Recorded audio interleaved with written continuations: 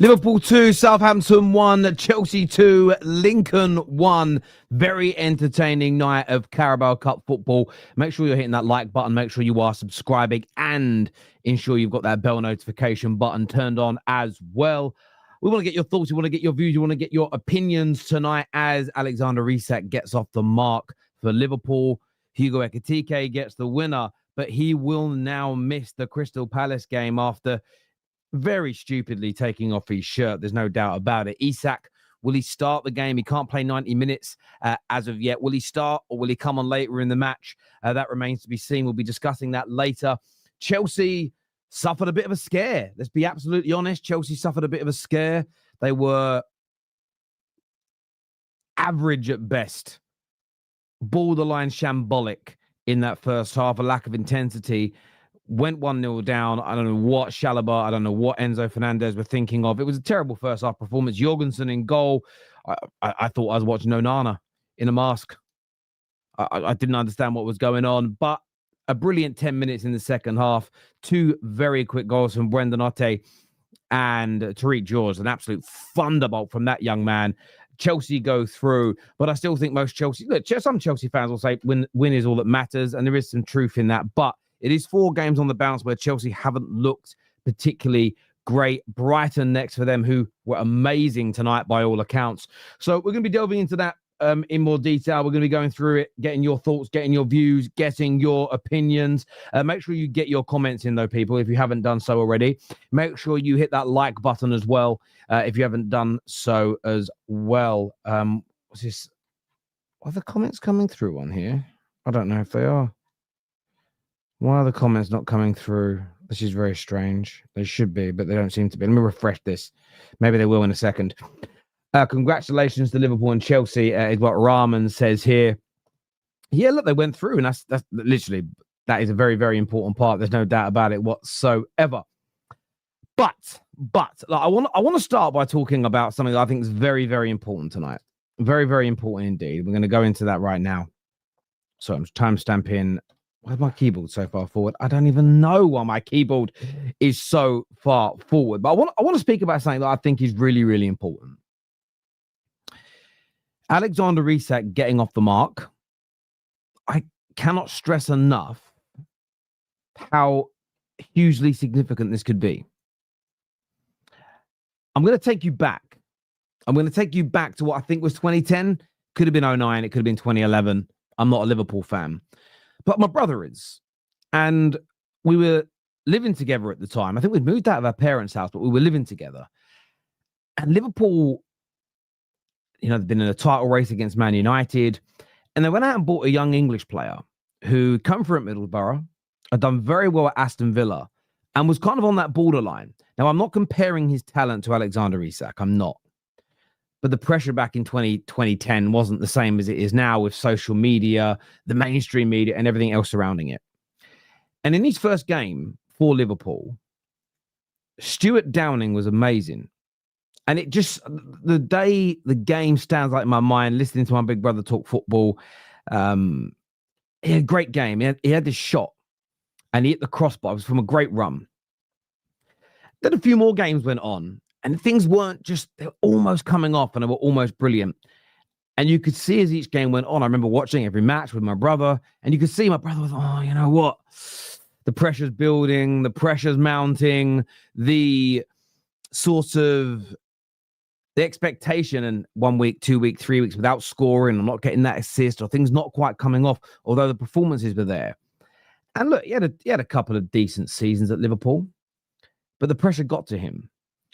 And that's the Liverpool example that always stands out. And you watching as Liverpool fans can probably think of other players that you remember more so than me before, during, or after that period where they came in.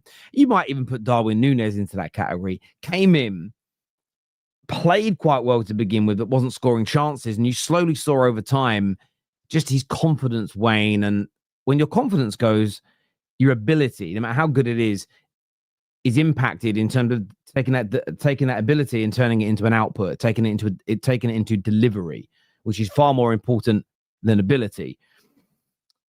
It may only have been Southampton, and you'll get the naysayers, and you'll get people that hate Liverpool that will just say, that will just turn around and go, it's Southampton, it means nothing. All the usual cliched bullshit. It doesn't mean nothing. It means something. He started in this game. I'll give you an example. If I look at my football club, Man United, I don't necessarily blame him, but I mean, he would have got the winner if De Ligt, and I've loved De Ligt at my club, but just stay out the way of the striker, let him tap in the winner with the last kick of the game, that we'd have been playing tonight. Or in fact, we would have played last week when you lot were all doing your Champions League thing. But it would have got that monkey off his back. The elephant in the room would be gone, and it wouldn't wear around their neck. And I think the modern day player now, and you can see rivals trying to do it to Wirtz, and it will be on their mind because all these players are on social media. All these players are reading what is being said. Every single one of them has an awareness to this. Some more than others, but they all have an awareness to it. And I think Isak getting that goal on his second start, it just relieves all that pressure. It makes the trolls go away. The Newcastle media's gone. You know as well as I do that all of those numpties who the whole summer tried to create this narrative of him being this evil, vindictive, almost criminal-like man, they've got drafts ready. They've got 007 tweets ready. It's gone now. It's finished. Isak can just focus on getting fully match fit. He can have that pressure taken away. He knows that he's not waiting for his first goal. And I think that, yes, of course, the win tonight is the most significant thing for Liverpool Football Club. Liverpool Football Club's progression is more important than any one player in a footballing sense. And that's key. Ekitike, not to forget him, but he's already scored goals and a lot of goals. And it's a very well-worked team goal as well to win the football match. Well, actually, some people in some of the group chats and online were talking about that being offside. I mean, it just wasn't. I don't know what people were watching. How they thought that goal was offside is beyond me. I mean, I wasn't even that good at physics, and I wasn't that good at graphics. And I bring those two things up because when you do graphics at school, you kind of learn how to draw sort of lines and perspective. And obviously, you do physics, you understand those things as well. I mean, I was very basic at that stuff, but you could see just by the lines on the fucking grass that it was onside. But again, that's another conversation for another day. But I thought that was highly significant for Liverpool. Highly significant that he gets his goal and he gets over the line. I think as well, there's some other performances out there that may go kind of under the radar. And we've spoken, as I've already said, about the quality tonight that everybody saw from, sorry, I'm just looking at one thing in front of me, that everybody saw from this man, Alexander Isak, of course, only getting that 45 minutes. But there were others as well. And I thought Chiesa was a player who, look, I don't know if he's ever going to reach that level before his knee injury. What we saw from him in 2020 at the Euros, what he was doing in Serie A was amazing. He was a player that most football fans of most football clubs absolutely wanted to see, absolutely wanted to have at their football club. But he looked hungry tonight. What I like about watching him play is he hasn't given up. He's absolutely striving. I think, if you would get him into a dark room and ask him just to tell you, I don't know why it has to be dark. It could just be quiet and silent and private, but there we go.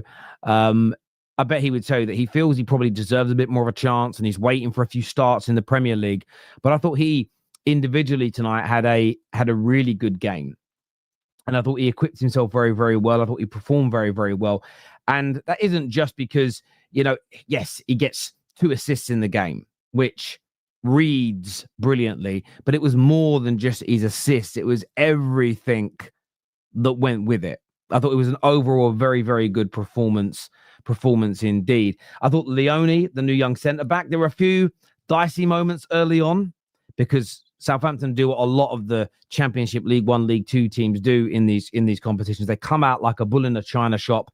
They're aggressive. They're all over you. They make it hard, but I felt he settled into the game really, really well, and he's an absolute unit. I thought he did pretty well also. And someone else, again, the rating isn't going to look good on the screen because I think they take the company that does our overlays, they take that from a website. So it's not my rating that I give him.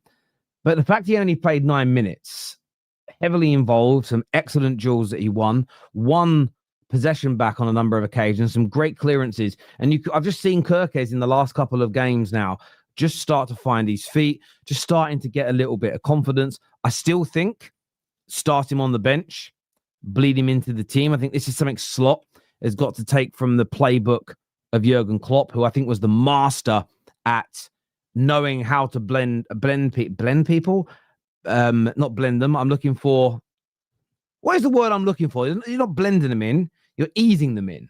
I don't know why I'm thinking about blending. Or maybe I'll make a smoothie later. I don't know. Anyway, I digress massively. I think maybe he has to still do that. But when he came on, I thought he put in a real solid performance as well. The youngsters, look, young Rio, I thought had a decent game tonight. There's no doubt about it. But I was actually really focused tonight on Trey.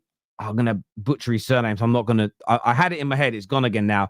Neoni is his name, I think. And again, forget the stats that you can see on the screen. Just really comfortable on the ball.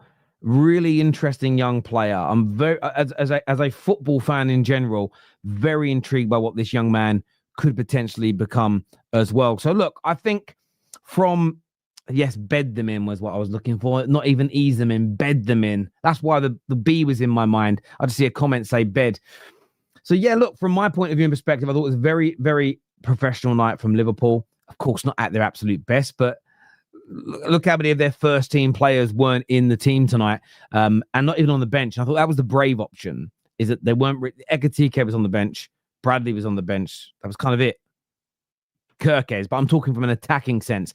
If Southampton had taken some of those early chances, it could have been very different. But I do think overall, as I say, the most significant thing tonight for Liverpool Football Club was Alexander Isak getting his first goal. As ever, want your thoughts, want your feelings, want your opinions in the comments section below. Let's get that done right now, please, people.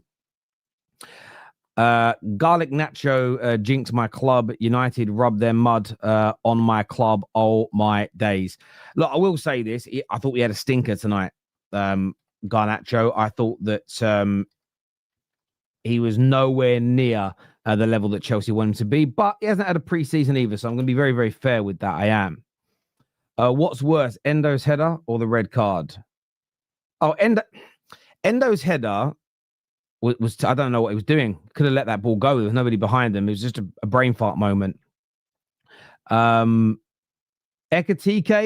it was a silly and stupid red card. He's just forgot he was booked in the excitement. So I don't really know which one's worse. They're both stupid, but you're probably going to say Ekatike's because that now impacts the next game, which is going to be tough away at Crystal Palace.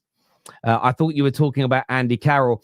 No, I wasn't talking that. Maybe Andy Carroll's an example Liverpool fans would go to, but it was just always Stuart Downing for me.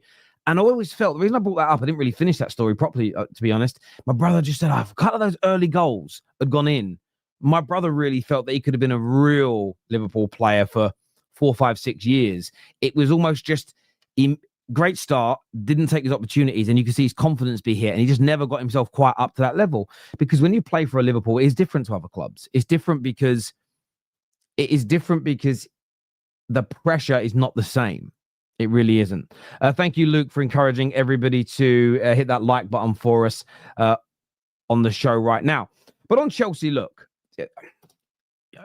I could over-egg this and make it sound horrendous. The first half was, but they did step up in the second half. They scored 2 brilliant goals and they saw the game out. A few dicey moments. Still, the biggest criticism I would have for Chelsea tonight is the fact that they've got a goalkeeper problem, a genuine goalkeeping issue. Sanchez isn't good enough and will cost them a lot of points this year. And Jorgensen, I've never been convinced with. And tonight, with that ball being, do you know what's going to happen now? Every time he plays, people are just going to start knocking the ball in high. Really struggled to command these box. The goalkeeping element at Chelsea is really problematic. But look, they had a really strong bench. I thought once they brought Cucurella and Neto onto the pitch, you saw the level of the team go up. They didn't really concede too much after that. A few long balls into the box. But up until those two came on, they were always a little bit vulnerable to whatever Lincoln were going to do. I don't know. I think the public stance from Chelsea fans will be, we won the game. That's all that matters. Nothing else is important. We go again. My personal view is that Chelsea need to start putting in some performances. I think Chelsea need to start putting some performances together. I'm not going to speak like I did towards the end of last season because it was do or die, but the logic is the same. You can't keep performing badly and getting away with it. And well, they haven't in the sense of they've only won one of their last 4 games, so they've not been nicking these wins, but at the highest level, so you'll get away with it. Chelsea have too much quality in their team to get beat by a Lincoln. People can go to the group chats. I said they would do it. Sam kind of went all in and did the whole, look at Chelsea. And I was like, bro, the football gods are going to smite you down. But I always knew Chelsea would come back. But the performances as a team fundamentally have to get better. They just do. They've got to do something to improve these performances because they're nowhere near the level that the squad is. I know a lot of people are attacking Chelsea's players. I do think they need a new goalkeeper. I do think there are some areas that I do think there are some areas of the team that need to be improved. But I think overall they're too good for the last 4 performances that I've seen from them. Far too good for the last 4 performances. And they come up against 2 really good teams next. Brighton, I don't care. They haven't won so many games. They've been really good. And if Chelsea have a performance like they did against United, like they did at times against Brentford, like they did tonight in the first half, like they did in the second half against Bayern Munich. Bayern Munich, of course, are a superior team to all the other teams they've played. There's a big chance they don't win. If they play anything like that against Liverpool, they could be blown away. So Chelsea have really got to up those performances because although back end of last season, I got a lot of sticks. Terry, we've done it. You said we wouldn't. I didn't say you wouldn't. I said if your performances didn't improve, you wouldn't do it. What Chelsea didn't do at the back end of last season is perform badly and win. They improved their performances, made their performances consistent, and won the games. Let us not start to rewrite history or create nonsense. You don't want to feature on killing the game, do you? At the end of the day, it's crazy. You need those performances. But look, they're through to the next round. They'll be working hard to get themselves back on track. And look, when you're in the next round, you've always got a chance of winning this cup when you're one of the big sides. That is for sure. Red Vision says, oh, damn, Isak has to start against Palace. Look, it's not about him starting. Maybe he would have started anyway, but he can't play 90 minutes. So at some point in the game, he's going to have to come off. If you're leading 2 or 3-0, it's going to be absolutely irrelevant. But if it's 0-0, if it's 1-1, or if you're behind, all these things are plausible, and then you have no number 9, that's going to have a little bit. I know Gakpo can go centrally, but it isn't the same as Ekatike or Isak, is it? Come on, let's be absolutely real about this. And Palace is going to be maybe outside of Arsenal, might even be the hardest test so far this season for Liverpool. I know Newcastle gave them a really good go, but Palace have been amazing. And Palace have already beaten them this season. I know it was on penalties, but drew with them in the Carabao Cup. So look, I'm really excited about that game. The only thing annoying about this weekend is that they've got all the good games on the Saturday. And I'm thinking to myself, United are not in Europe or the Carabao Cup. Put our game on the Friday. Spread the games out a little bit for the fans. We'd love that. No, honestly, sometimes I don't think they know how to schedule. I don't think they know how to schedule football games properly. And I know that might sound a bit crazy considering they are the Premier League. But I think between the Premier League and the TV companies, sometimes I think they're stupid. 7 out of 7, Terry. Yeah, you are 7 out of 7. And do you know what? It's probably gone a little bit unnoticed this evening as well. It was another game that was won in the dying minutes. That's going to trigger all the right people from a Liverpool perspective. You know what I mean? That's going to send some people into absolute overdrive and meltdowns. There's no doubt about that.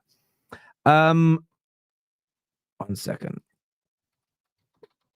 Waiting for Sam. I'm going to bring the panel back to have their say. Terry, why do so many Prem teams put out weak teams? My team won at Burnley, who put out a second string team. But it's because staying in the Premier League is more important to a lot of them. Now, some will say it's because they lack ambition and they're not trying to win trophies. And I understand that view, but it isn't what's going on. What these clubs are looking at is they're looking to... There's a bit of a I won't call it an irony, but there's an element of it's a reductionist view to go, Burnley don't care about winning trophies. They're a disgrace because they put out a weakened team. What Burnley, if you could ask Burnley's owners right now, what would you prefer? To win one Carabao Cup in the next 10 years, but be up and down from the Premier League, or 10 years straight in the EPL? And they're going to tell you 10 years straight. Now, again, a cynic and a reductionist would say that's because they just want the money from the Prem. I think you're wrong. I think what they want is the money so they can keep investing and growing their club, growing their fan base, increasing the revenues, so that what they can actually do is build a team that is capable of staying in the Premier League, continuing for another 10 years.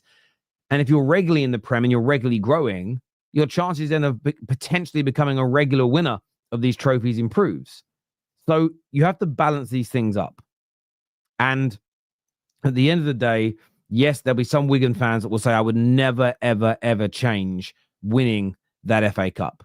I absolutely get you. But there was a time where Wigan were a really good footballing team. They were playing really well in the Prem. Had they stayed in the Premier League for this last decade or so and have continued to have grown, who knows what they might have won in this period of time? Who knows what size of a club they may be right now? And a lot of these teams, and I don't know if Wigan were one of those, I'd have to go and research it. But I think there are teams, if you look at what Burnley have been doing, you watch the documentaries on them and what they're looking to become, they're trying to do something similar to what Brighton started 15 to 20 years ago, what Brentford started 2 decades ago, what Bournemouth started 15 to 20 years ago. They know how small they are in comparison to the Man Uniteds and to the Liverpools and everybody else. But they want to be in the same thing as Wrexham. Wrexham want to become a Premier League team. They want to become a Premier League team because they feel that if they can get the riches the Premier League has, coupled with their ambition as owners, because remember, you can't just pump whatever money. This is the irony. The same people that say that teams that weaken their sides in the Carabao Cup don't care about winning and they're a disgrace are the same people that say FFP is a disgrace because it stops people from investing as much money as they want. Well, if you can't invest as much money as you want and your club is small and has a small fan base, like a Burnley, like a Brighton, like a Brentford, of course you're going to rotate for these games and try to put your strongest teams out in the Prem, because you've got to find another way of bringing in the money to keep investing. Winning the FA Cup, as great as it would sound, and League Cup, by the way, almost impossible. If you look at the FA Cup and League Cup winners for the last 25 years, barring a couple of anomalies, it's always won by a member of the top, not even the top 6, the top 5. You know, Spurs haven't won any of them in that. Well, they might have won one. No, they haven't in the last 25 years. They haven't. They won the League Cup in 1999. No, they won one League Cup. Sorry, the top 6 it is. So they won it in 08, didn't they? I'm a liar. I'm wrong there. But the vast majority: United, City, Liverpool, Chelsea, Arsenal, Spurs. You take those out. Who have you got? You've got, in that 25-year period, Bournemouth won an FA Cup.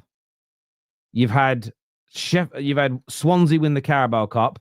Who else? Like, genuinely, who else has won a trophy in that time?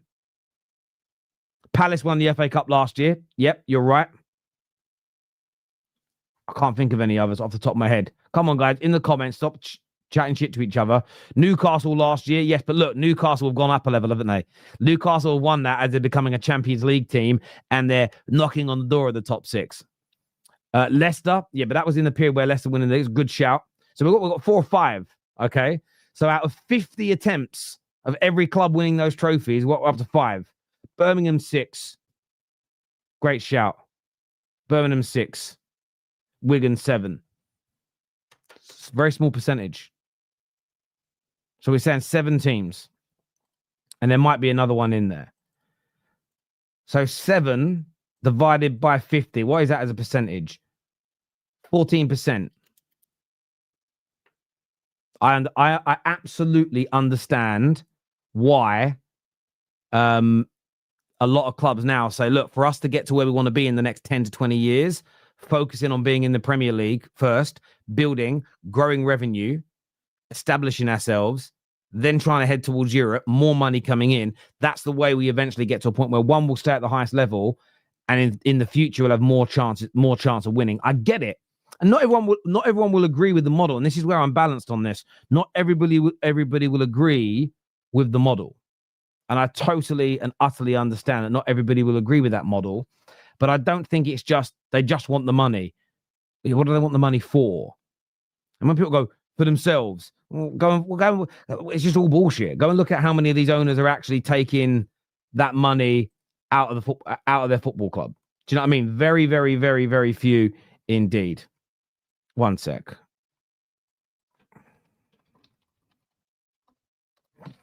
Very, very few of those like clubs owners take money out their clubs. So that's why. But it's a good talking point, and I think it's one that does frustrate a lot of people, but it's always worth going through. Why can't I find? One sec. There we go. Is this the one I'm looking for? Yeah, so I'm just looking at the list of winners. So obviously, Newcastle, but like Newcastle were the first team in 1, 2, 3, 4, 5, 6, 7, 8, 9, 10, 11, 12. First team in 13 years to win it that weren't inside the traditional top 6, but they're now knocking on the door. We did have that couple of years. Oh, Middlesbrough, another team in there as well. So you can have 8 into there. Blackburn Rovers as well, actually, in 92. So there's another one, which isn't too bad, right? Isn't too bad. But you go back, this is what's crazy. You go back before that, right? So this is where you go from, like, say, 1985, right? So you go back to a period ever before that, right? So 1985, you had Norwich won it, then you had Oxford United that won it, then Arsenal, then Luton, then Nottingham Forest, and Sheffield Wednesday, then Man United, then Arsenal again in 93, then Aston Villa, okay? So that's 9 different teams in 10 years. Then you had Liverpool, then Villa again. So we're now on to that's 10 teams in that period. Then it was Leicester, then it was Chelsea, then it was Tottenham. Look at the difference. So literally in fact, let's do the previous 25 years before, just to give you an idea. This is League Cup only, right? So 25 years back would take us to 1975, right? So 1975, let's just work out how many we'll add up how many different teams we've got here, right? So there's Villa, and then Man City, and then Aston Villa again, then Nottingham Forest, then Nottingham Forest again, then Wolves, then Liverpool. Liverpool won it 4 years on the bounce end, to be fair. That was when they were in their pomp, a bit like now. Then you had Norwich, then you had Oxford United, then Arsenal, then Luton, then Forest again twice. We won't add them in because they've already been on there. Then Sheffield Wednesday, then Manchester United, then Arsenal got the first of a few of theirs. Then you had Villa again, then Liverpool again, then Villa. Then you had Leicester City, then you had Chelsea, then you had Tottenham.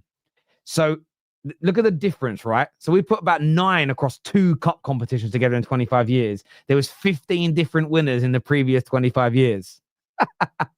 And this is and most of the winners are weighted in one category, the rich teams. So again, when clubs are trying to become richer, they're absolutely right to think the richer we get, the more established we get, the more chance we've got of winning trophies, because the vast majority of teams that win the trophies are the rich clubs. So when people say there's no ambition in it, there is, but they're not thinking short term. They're thinking longer term success, which in most walks of life, if you're owning a club, your job is, yes, you want to get things on the way, but you want an owner of a club to have a long-term vision for your club, not a short-term one. So I don't necessarily think it's wrong, personally. Right. Let's bring the panel out now to have their say. But a really good talking point, and a great super chat. Right, let's get this moved along. So Sam was in the group chat moaning about where the link was. By the way, the link was put in there by KJ at about 7 o'clock in the afternoon, and I don't know where he's at. Come on, my bro, get yourself on. But we'll bring the other lads out. The main reason for it is I like the screen to look symmetrical. I don't like it when it's 3. I like it when it's 4. That's why I was delaying a little bit. But we'll bring the boys out now to have their say on the show. Welcome, gents. Oh, Jesus Christ, I had the wrong thing on my screen as well. There we go. Gents, welcome back. Hope you're all well. Congratulations on another late win. Tom, talk to me. Still waiting for that game and performance where I can sit there afterwards and go, we played well for 90 minutes. This time it was about 25 minutes altogether, a good performance. So we're getting slightly worse than what we've been doing, but it is what it is. Look, we massively rotated. I was very impressed with a couple of players. Federico Chiesa, brilliant, absolutely brilliant. I hope that he's played himself into an opportunity for some minutes on Saturday now, especially with a certain someone getting themselves sent off in what might be the single most stupid red card I have ever seen any Liverpool player get. Good on Isak to get his goal. I thought Leone before his injury was brilliant, absolutely faultless. Won every duel, won every header. Was confident on the ball. I'm hoping that that injury isn't as serious as it looks, and we can see him back soon, because that was the perfect performance to build off of. I thought he was absolutely exceptional, and I thought we were even better. Hello, Hassan. I thought we were even better once Naoni. What I didn't get in the first half was the setup of the midfield. I thought for sure it was going to be Curtis Jones as your 10 with Naoni and Endo as your pivot. Where are the Chelsea fans? Hiding? No idea. The link's been sent out by KJ. It's in all the group chats. So wow, all of them have the biggest verbal when they win. Bums. And they won. They won. There isn't even one. Yeah, I know they won, but it's Lincoln and they're in bad. But I didn't get why you put Naoni as the 10 and Jones as the pivot. I thought once we, in the second half, we put Naoni deeper alongside Endo, we looked a lot better in terms of progressing the ball and getting it forwards more. I thought as well, Jayden Danns, when he came on, another really good cameo. You know, I can't think of a necessarily bad Jayden Danns performance. I'm hoping that he gets this loan that he needs in January, so we can really see his development kick on. But look, I'm not reading too much into it. It's a cup game. We got the job done. We're through. We're in the draw for the next round. That'll be done tomorrow, I assume. It was just about seeing, you know, getting certain things over the line. I'm glad that I got a good Chiesa performance. I'm glad that I got that first Alexander Isak goal. You know, and another one where I look at it and I go, a certain striker, my previous number 9 probably puts that over the bar, and we're very confused and very annoyed at the situation. So it's nice to see that we got a striker who can put that in the back of the net. So all things considered, I've got very little to complain about. But the red card, I do not get that red card at all. The first yellow card is stupid. It's not a foul by Ekatike. They're both dragging each other's shirts. There's no reason, though. You can be annoyed. You can do whatever. Don't fucking punch the ball in the sky and just give the referee a chance to book you. But that happened. That one's by the by. We score with 5 minutes to go in the third round of the Carabao Cup against bloody Southampton, and you're taking your shirt off when you're already on a booking. Just do a knee slide. Just do one of the other celebrations that you've done the 4 other times you've scored this season. Don't take your shirt off and get yourself suspended for the next game. Because now, we went into that game with a whole plan of we'll use. Well, you know what this means, though, right? It means we're going to start Isak, but we're now going to have. No, that's not what that means. Chiesa is going to get more minutes. The winner of the Saturday is going to be scored by Chiesa. Chiesa is going to get more minutes, so I don't mind. At this point, you want to know something? I'm sorry. Like, I accept this. I just give up today. I just give up. I accept it. You know, when we were 1-0 up, people in my chat were like, "Oh, you know, you're gonna win the game 2-1 at the end," and I'm like, if we're actually about to give the Carabao Cup drama for no reason whatsoever, I just fucking give up at this point. Like, I did literally just give up. And when the goal happened, I've never felt more awkward in my whole life, because I know Ekatike is on a yellow, so I'm celebrating. And my first immediate statement after is, "You're on a yellow, you're on a yellow, you're on a yellow." That's my first, like, directly, that's my statement. I don't know how to feel. Like, this is weird. Like, I celebrated the goal. I'm like, "Yeah, you're on a yellow." That was my, like that's basically what I'm thinking. Like, bro, how do you just forget you're on a yellow card? Like, it's the weirdest red I've seen in my life. It's a red card that makes no sense. You get me? We have now transitioned from drama FC to comedy FC as well. You get me? So we've got a sense of humor now, just pissing people off for no reason. The two Italians were elite today, Chiesa and Leone. Chiesa, for me, man of the match. Never ever disrespect Spaghetti Mafia. Never ever disrespect Spaghetti Mafia. That's my guy right there. Fede. Love you, Fede. He was unbelievable today, but we're through, and I just hope we get one non-dramatic game. I don't see it happening because it's like weekly at this point. And I saw Chez in the group chat. It's funny because he could speak in the group chat, but he can't explain why he was 1-0 down to Lincoln. I saw Chez tagging Terry going like, "Is this sustainable? Guys, it's fucking like 7 games, 7 wins. Same Did he tag me in saying that? Well, this yeah, is, he asked if it's sustainable. this is It's the obviously thing. sustainable. I mean, where's that noise coming from, guys? Whoever that's Someone coming had from, like a thunderstorm mute- behind him or something. yeah, just mute your mic if you've got noise in the background, please. Thank you. Look, Ches is obviously just trolling and everything else, but it was Elijah. It's coming from you. I've just muted your mic for a sec, bro. Thank you. Look, I just look at it along these lines. Is it sustainable thing? Don't call out my opinion. You come on, show your face, and say it's not sustainable. Because the only reason you would ask me if I think it's sustainable is because you don't think it is. But you haven't got the balls. And this isn't just people in the group chat, and this is people out there. People want to give half opinions all the time anymore. I saw, at the weekend, Staffy and Don did this thing where they spoke for 10 minutes, 15 minutes about why Everton could beat Liverpool, might beat Liverpool, potentially could stop Liverpool, their strength and how great they've been and everything else, but then predicted that Liverpool would win. And it was so obvious what they were doing. They didn't have the guts to go fully in and predict a draw or a win for Everton. They planted the seed. So if it happened, they could say, see, told you it could happen, didn't I? And that for me is what goes on a lot now. It's fine. Like, that's how people want to talk about football. They can talk about football that way. But from my point of view, if Liverpool perform really badly, like they did against Newcastle in every game, of course it isn't sustainable. You don't need me to tell you that. You're not 5 years old. But again, my question is to these individuals is, do you think Liverpool are going to stay at this level, or do you think they're going to get better?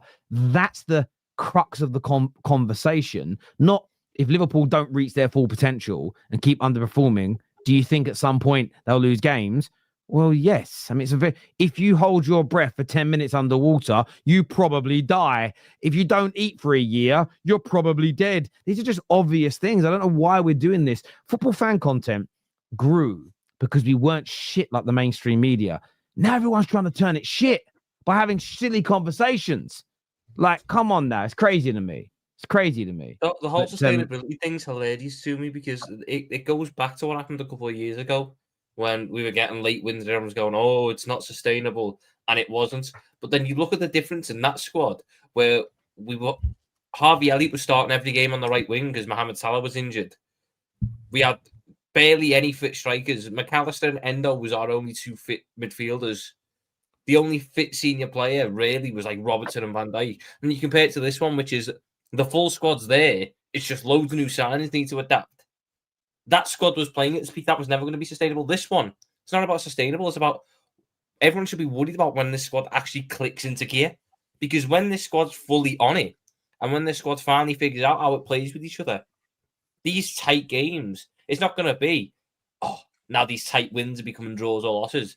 These tight games are going to become blowouts where we win 4-0, 5-0, and we're going to wipe the floor with it. That's what people should be worried about, not this whole, they're going to get worse. No chance. I think it's coming, but I'm just saying, like I've been waiting for it to come this whole time, and it's just not arrived. Like, when are we going to get the first game where there is just no drama? Just one game, 2-0, 3-0 win.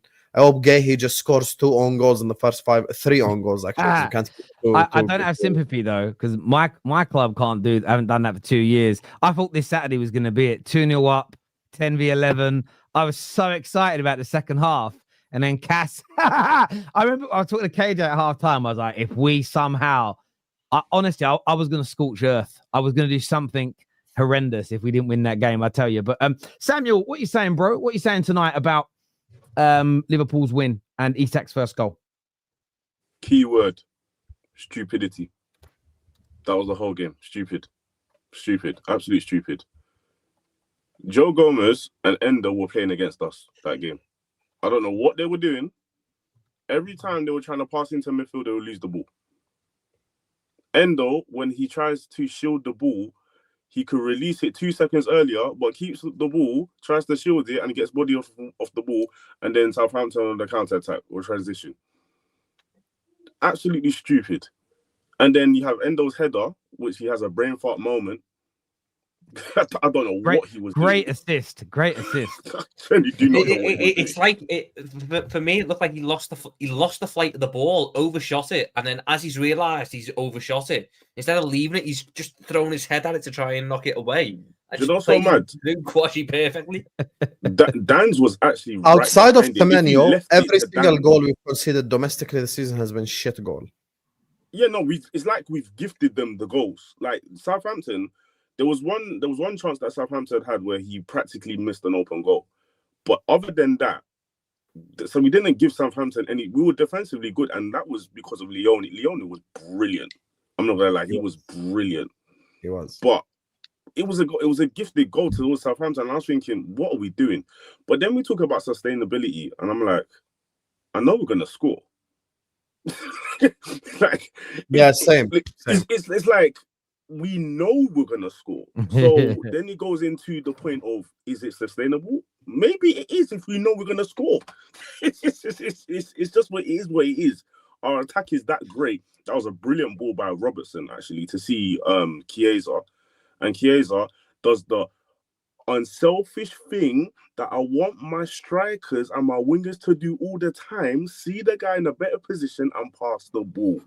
Thank you, Chiesa. I hope he play on Saturday. But yeah, the other point I just wanted to make was, again, Also, the refreshing thing about Chiesa is he doesn't cut in and shoot every second. Yeah, that one. That one.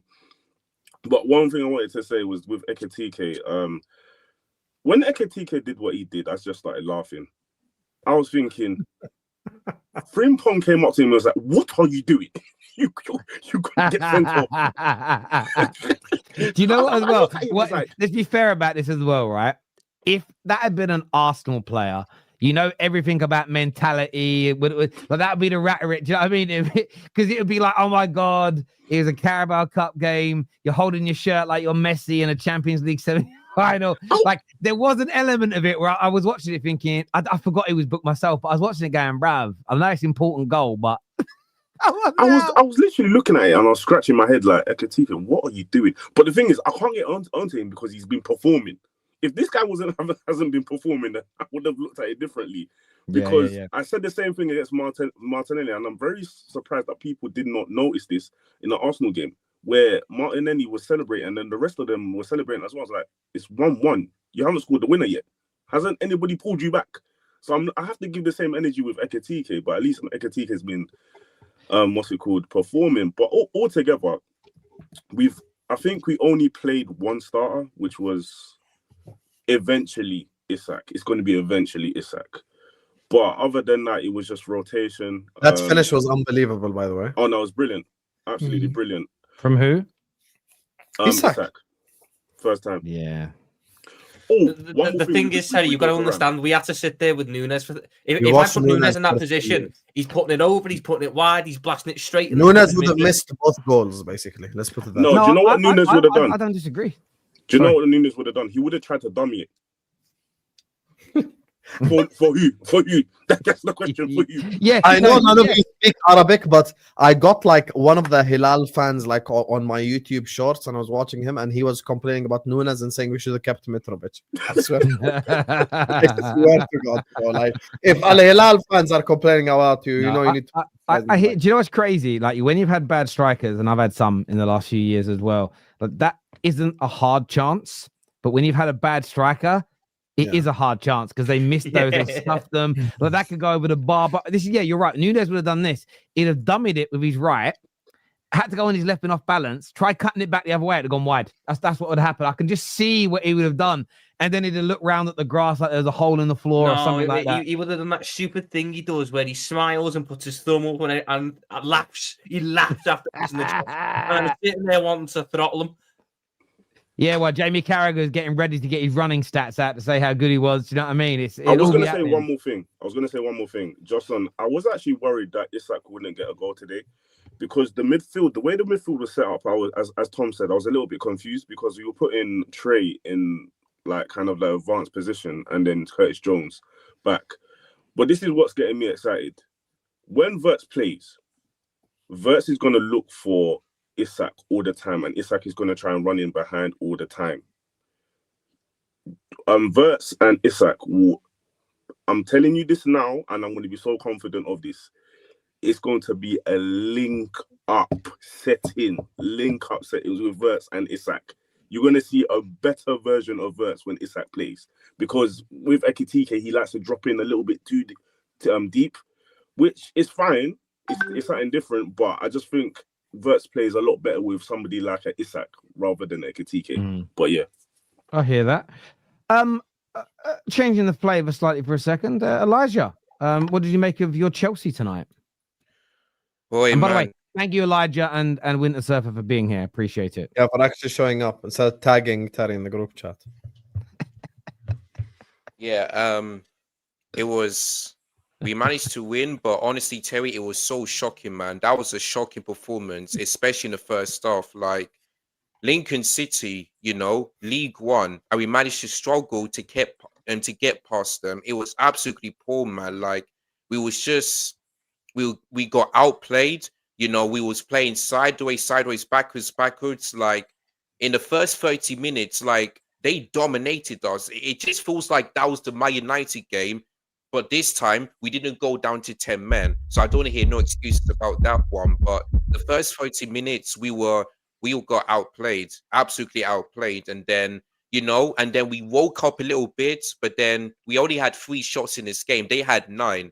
It was absolutely shocking. And once again, us playing out from the back was absolutely horrendous. Like Enzo Fernandez, another shocking performance from him. And his error led to that goal because he made that pass that couldn't feed into Chalobah. One of them intercepted and allowed Street to score the goal past Philip Jorgensen. It was absolutely awful, man. It really was awful. And then the second half, it was a bit better from us because I will give Moeska credit because what he said at halftime, it really worked because we managed to come back from this. But even though we managed to score 2 goals, we still struggled because Lincoln City did not give up. They wanted to cause us problems, and we nearly did. And I have to say, Philip Jorgensen was absolutely terrible today. When it comes to his crossing, when it comes to catching on the ball, when it comes to crossing, he allowed the ball to just slip past him, and it could have been a different game. And his punch was really bad.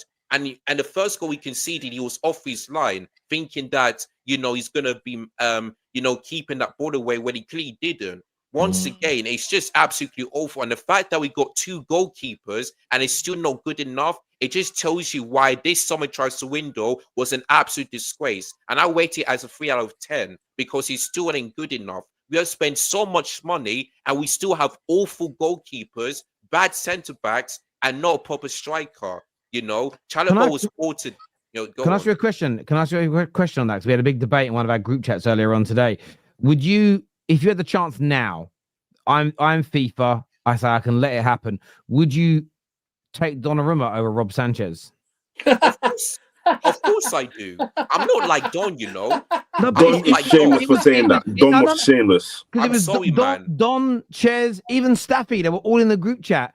Actually, Staffy said the maddest thing ever. He said that Donnarumma had no influential effect on PSG winning the treble last year.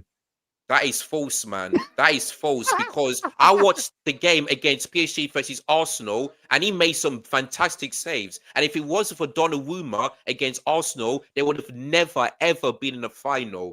So I'm sorry, man. Whoever says that Sanchez is better than Donnarumma, you are deluded, man. I'm sorry. You don't know what's Donnarumma. Can I just say, I take a Doner kebab over Sanchez than Donnarumma.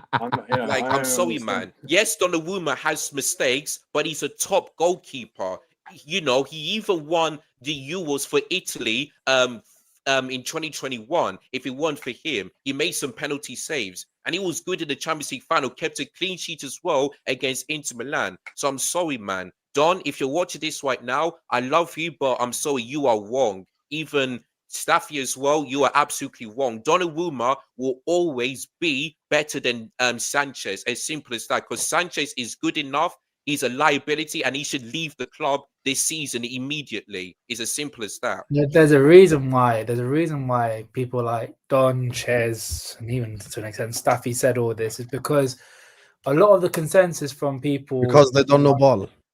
I mean, That's by the by. We all know that Don and Ches footballing knowledge is a bit lacking, but people say one thing. So I've been the same thing. I said Donnarumma is not as good as what people think, but certain people take what people say and go to the nth degree about it.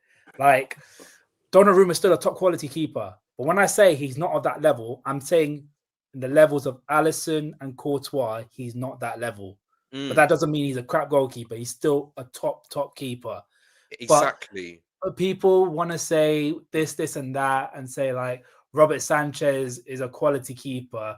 This is coming from a Chelsea fan who thinks his defense is good enough to take them to win the league. So I'm literally not going to take what they say as gospel. I'm not going to take it as serious. They're just, I don't know what they're seeing in their own team, because Ram, the problem is that what has been too overplayed, and I agree. I didn't rate Donnarumma like that, but what was overplayed is that people were saying, oh, he can't play with his feet, and Man City play out from the back.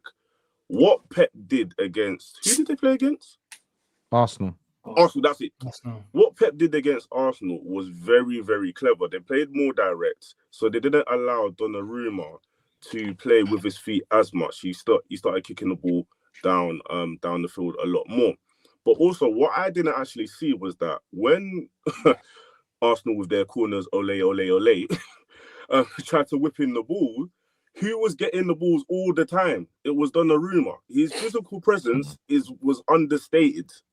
And that I think, actually, that signing might have been a better signing than what people actually made it out to be in the beginning. Do you know what it is with this? And we'll bring it back to Chelsea again, because the reason why this has come up is because we're going to get into the strange analysis where one mistake defines a player, and it'll end up becoming tit for tat, because that means, based on Don's logic of, Donnarumma made a mistake the other day, I told you he's overrated. Enzo made a mistake today. All the great things he'd done prior are now thrown out the window, are they, by that logic? It's crazy to analyze football in that way. But Terry, this conversation, go on. Oh, go on. Yeah, Terry, what I would say is that I understand is that, but that was Donnarumma's first mistake for Man City. Robert Sanchez has done it so many times. But I get that. But even that goal, I don't even a comparison, honestly. I don't even think it was that bad of a mistake. I get some people say he should have come off his line, but again, look at it in real time again. Is Donnarumma going to get there? Probably not. He's going to get if he gets rounded and then the ball gets slotted home, it'll be shouldn't have come off his line. If he gives away a penalty, it would have been shouldn't have come off his line. Martinelli scored a chip, and my view is if Martinelli tries that 20 times, he scores it twice, maybe 3 times. You know, if that trickles wide, then everybody says Donnarumma there didn't rush out, made the player think, and made him make a mistake. It went in.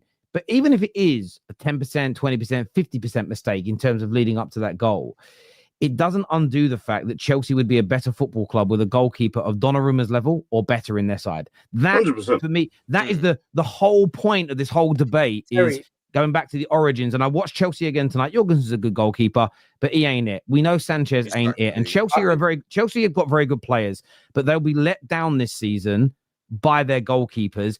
And it isn't disrespectful or wrong, or you haven't got bad ball knowledge to say that. And maybe it isn't Donnarumma. Maybe an even better goalkeeper should have been got. That's the conversation, not, Donnarumma made a mistake against Arsenal, therefore Sanchez is as good. It's just crazy conversations. And Chelsea fans have got to push back against this. Sorry? I'll go one further. The keeper that we've got in goal tonight would have made Chelsea a lot better. If they got Mamardashvili, I think a lot of people would take in that Chelsea defense a little bit more seriously, because they've got a very, very highly rated top quality keeper. Yeah. But Chelsea fans want to pull a wall around their eyes saying that they've got a good enough defense. So that's up to them. I know I've had a conversation with Bundesliga. Like we know how good this Chelsea defense is, but if people want to live in their own realm of in denial, then that's up to them. I hear that. Should have got Kelleher. Winter Surfer, what are you saying about tonight, bro? Obviously, a good fight back, some good goals scored in the end. But I mean, is it tonight? Is tonight a concern, or is it the last 4 games as an entirety? Are you starting to get a little nervous now about the sort of Brighton and Liverpool games to come? Did you say fight back against Lincoln City?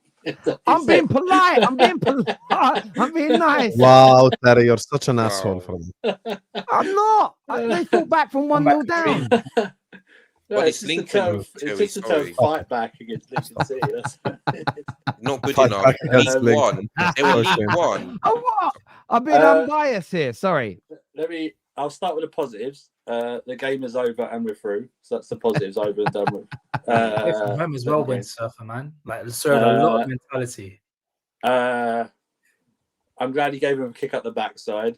Probably gave him more than that. I would love to have seen the film of that at halftime where he probably just lost Surfer his is shit. so close to saying Maresca out. It's so obvious. No, I'm not, because a lot needs Two games. It's You'll just say the it. same as it's just the same as whoever they come in. It will just be the same. You know me, Terry. I've been on here for 3 years about the goalkeepers and my respect for the goalkeeping position as a Chelsea fan. Sam knows this. Is that somehow somehow for the last 3 years, any older Chelsea fans have forgotten how that we had sensational goalkeepers that won us things. And you have to be a special cat to actually make Sanchez look good. And Jorgensen has actually made Sanchez look better than he is. Wow. Jorgensen is absolutely horrendous.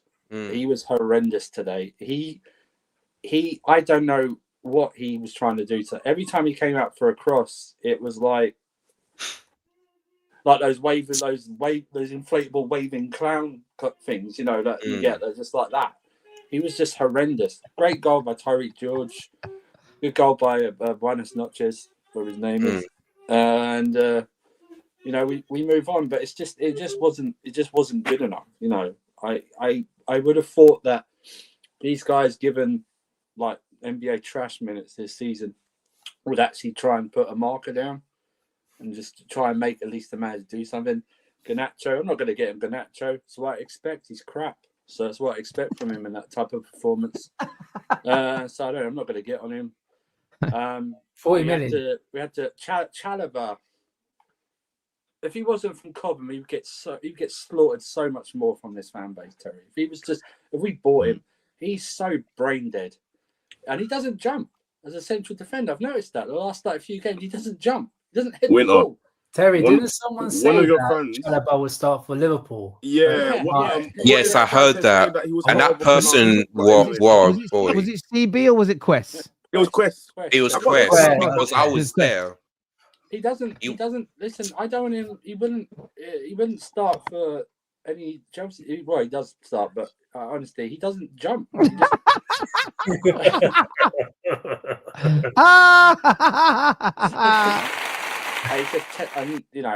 I thought like, well, I don't know. I thought Santos did okay. I thought like Tyreek George did okay. I'm not going to big up a performance against Lincoln City. I expect. I understand that, and that's why I asked. I think it's the body of work in the sense of sometimes cup games can be difficult, but is that? I mean, you've got 3 home games on the bounce now. Obviously, you've got Brighton, then Benfica, and then you play Liverpool. I mean, the thing for me, looking as an outsider, is the performances that have got to improve because you go through those games with 1 win, 2 defeats, or 2 draws and a win. You're suddenly going to find yourself falling so far behind any potential title race, and then you start falling into the realm. Because I think maybe I'm wrong as an outsider. I feel like Chelsea fans this year felt won't win the league, but should comfortably get top 4. At the moment, it's 5 games in. No one's writing Chelsea off. That is ridiculous. But the performances so far this season, considering who you've played, haven't been great. Is that fair to say? Yeah, and it's still a style of play that, because even when we went 2-1, we didn't then press on the neck and get a 3rd or 4th. We just went back to passive mode again, mellow mode. It was like that's the running theme throughout the entire season so far. It's very passive. It's like we'll do something like that in the boxing match. We'll hit 1 punch, but then we'll go back to just defending ourselves or not putting our putting the foot on the necks and trying to get the next one. That's what concerns me a bit more. And you're right, because Brighton's going to be a hard game. Brighton's not a walkover. Brighton's going to be a hard game. It's going to be the same realms of when all those big sides play, like the Fulhams, the Brentfords, the Palaces, the Brighton, they're in that sort of territory. Do you know what I mean? It's like that, Give you a clear. home or away. Brighton beat Barnsley 6-0. 6-0. Right, they did Exactly. Barnes, yeah. But what I'm Oh, saying, man, just they're normal, big bad just Chelsea, just man. normally their first team. It's Like a the rat, Premier League, it's cunt. hard to play against them. then we got Title contenders. But then we'll have the 3 or 4 days of this Mourinho reunion crap against Benfica, and then we'll play Liverpool. We'll, if we beat Brighton or Benfica, you'll then hear idiots come. I wouldn't say idiots come on this panel, but other streams that will say, oh, maybe we've got a chance against Liverpool. Let's shut up. Just take the point from Liverpool at the end and just move on. Do you know what I mean?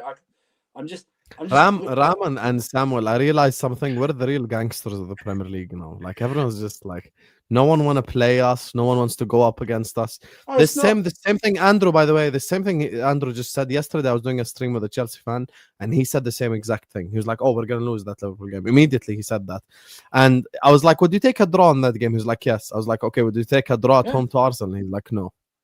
Is when they just want to cut, they just want to cuss us, but when we're there, they're like they stay quiet, be like, yes, okay.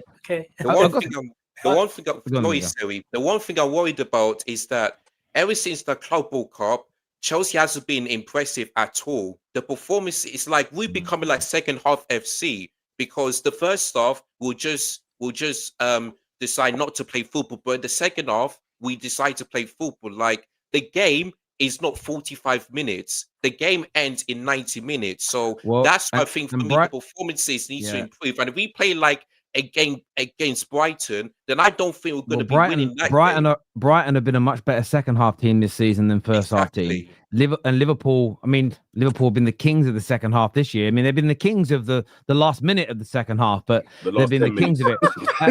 Liverpool have been the kings of the last 5 minutes of the game. That's the time when we're kings. Super chat here says, Sam, you mentioned Arsenal doesn't have the mentality to win the league because of the celebration against City.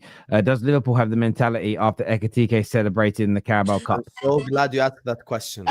One goal is a winner, the other goal is an equalizer. Oh, wow. Breaking news. When Arsenal score an equalizer with 5 minutes to go against City at home, they need to pick up the goal and run back to halfway line because it's a must-win game. But what Liverpool score the winner, what's left to must-win? We're winning. Sam, can I ask you a question? Sam, can I ask you a question? Did Slot bring on a defender after you scored the winner against Southampton tonight? I just want to know. Robertson played centre. Just want to know. Also, there's a big difference as well. We're champions, they're not. Simple.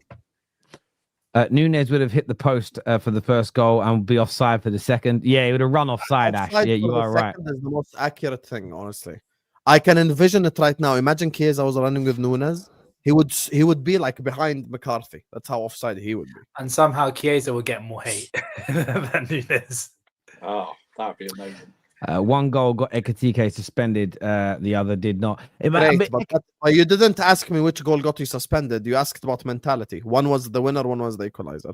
2-0 Hussam. Is he the first Liverpool player to ever be sent off without committing a foul? No, he did. I don't recall, but probably. Oh, did his first yellow card was it a foul? Yeah.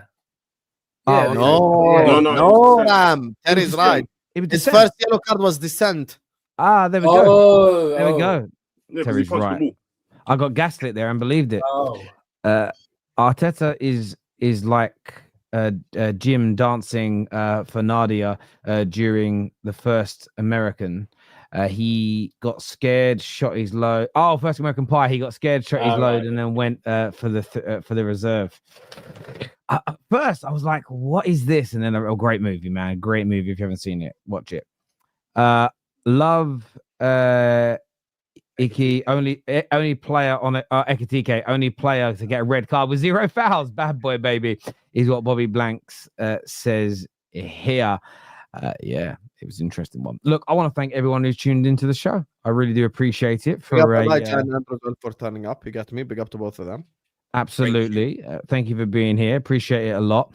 This is going to redirect you to Judge Mo's channel, who's gone live. So go and support him over there. I'm back tomorrow with a new episode of Killing the Game in the morning. My show with Mark Goldbridge, by the way, we moved it to Thursday because he wasn't very well today. So that's happening Thursday morning. But tomorrow morning, we've got Killing the Game in the AM. And then got this show, Straight Facts, with someone called Mo and someone called Hassam in the afternoon. So we're live around 3:30 UK Get ready to time. be pissed off about fixing Man United. No. Can you imagine? Be ready. I still can't believe Staffy has tried to redefine the word fixed. It's partial. No, fixes. Staffy said I was wrong and then said the same exact thing I said 3 weeks ago. We are going to talk about it because I couldn't believe he called you out for it and then said the same. All it is, you know, it's just Staffy. I'll say it here, I'll say it tomorrow. Staffy just doesn't want to hear anything that could be turned into a defense of the manager. That's all it is. That's all it is. That's why he doesn't want to blame players for anything. But then what did he? The first thing he did in the Man United game was blame a Man United player for getting a red card. Well, now you can blame players. Funny. Listen, everyone who's tuned in, thank you. Take care. Goodbye. God bless. And we'll see you all again soon. Peace.